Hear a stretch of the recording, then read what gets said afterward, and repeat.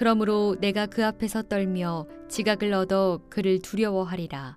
하나님이 나의 마음을 약하게 하시며 전능자가 나를 두렵게 하셨나니 이는 내가 두려워하는 것이 어둠 때문이나 흑암이 내 얼굴을 가렸기 때문이 아니로다.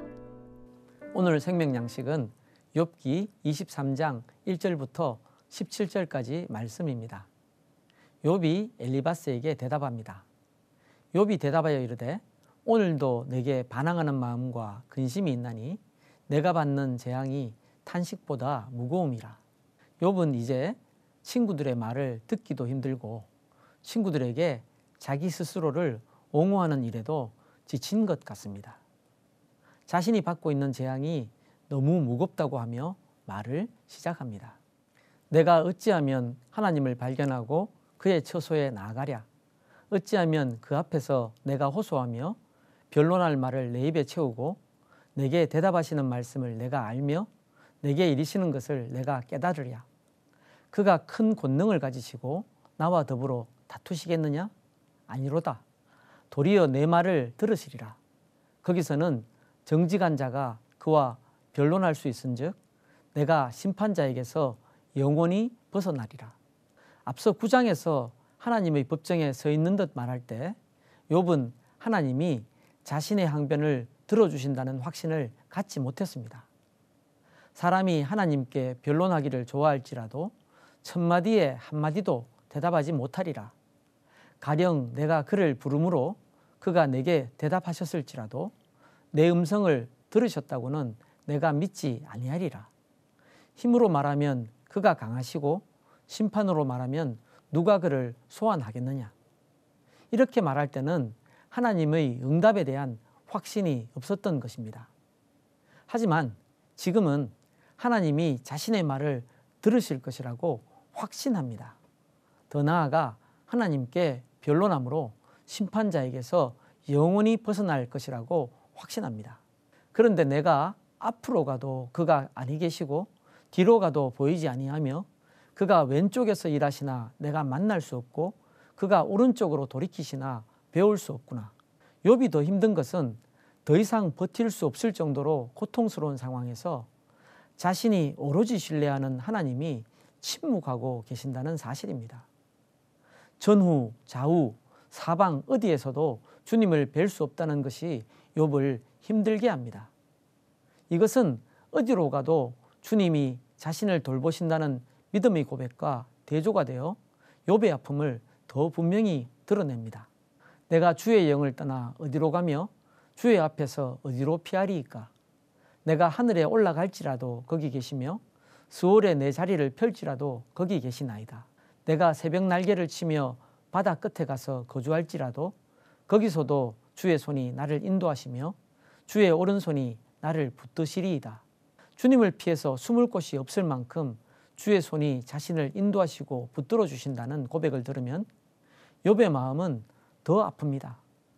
그러하신 주님이 욥 자신에게는 침묵하고 계시기에 더 힘든 겁니다. 그러나 내가 가는 길을 그가 아시나니 그가 나를 단련하신 후에는 내가 순금같이 되어 나오리라. 이 말씀은 목사님들도 설교 중에 자주 인용하시고 성도님들 가운데도 좋아하시는 분들이 많은 예송구절이지요. 명불허전은 어떤 사람의 이름이 세상에 널리 그리고 계속해서 전해지는 데는 그만한 이유가 있다는 말입니다. 그런데 욥의 이런 고백은 하나님이 의로운 사람의 대표적인 예로 그리고 인내하는 사람의 대명사로 욥의 이름을 들어 말씀하시는 이유를 우리로 하여금 깨닫고 인정하게 만듭니다. 극심한 고난 속에서 사방을 둘러보아도 주님을 찾을 수 없고 말씀 한마디 들려주시지 않지만 욥은 믿습니다. 자신이 가는 길을 주님이 알고 계심을 확신합니다.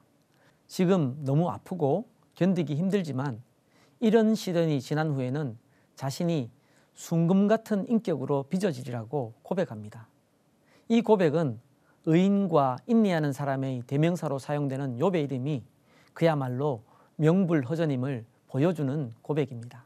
내 발이 그의 걸음을 바로 따랐으며 내가 그의 길을 지켜 치우치지 아니하였고 내가 그의 입술의 명령을 어기지 아니하고 정한 음식보다 그의 입에 말씀을 귀히 여겼도다. 욥은 자신이 하나님의 걸음을 따랐고 하나님의 길을 지켰고 하나님의 명령을 어기지 아니했고 육신의 행복과 즐거움보다 하나님의 말씀을 귀히 여겼다고 합니다. 이것은 교만이 아니라 실제로 하나님의 뜻을 쫓아 살았던 욥의 담백한 진술입니다. 그는 뜻이 일정하시니 누가 능히 돌이키랴. 그의 마음에 하고자 하시는 것이면 그것을 행하시나니 그런즉 내게 작정하신 것을 이루실 것이라. 이런 일이 그에게 많이 있느니라. 그러므로 내가 그 앞에서 떨며 지각을 얻어 그를 두려워하리라. 하나님이 나의 마음을 약하게 하시며 전능자가 나를 두렵게 하셨나니 이는 내가 두려워하는 것이 어둠 때문이나 흑암이 내 얼굴을 가렸기 때문이 아니로다. 하나님의 뜻에 순종하는 삶을 살아왔지만 욥은 교만하지 않고 하나님을 경외합니다. 우리가 하나님을 경외한다고 할 때 경외는 공경할 경, 두려워할 외, 그래서 공경하면서 두려워한다라는 의미입니다.